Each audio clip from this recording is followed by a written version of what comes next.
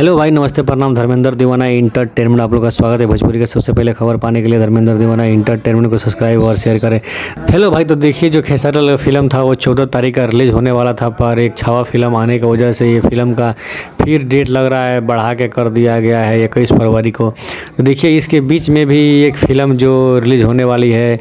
देखिए, बड़ा बात ये है कि जो छपरा में फिल्म लगने वाला था खेसारी लाल का, वो फिल्म छपरा में नहीं लग सकता है, क्योंकि ये एक जो फिल्म आ गया है हिंदी फिल्म, वो फिल्म का नाम है हस्बैंड बीवी करके। वो जो फिल्म है वो जो छपरा में लगेगा 21 तारीख को।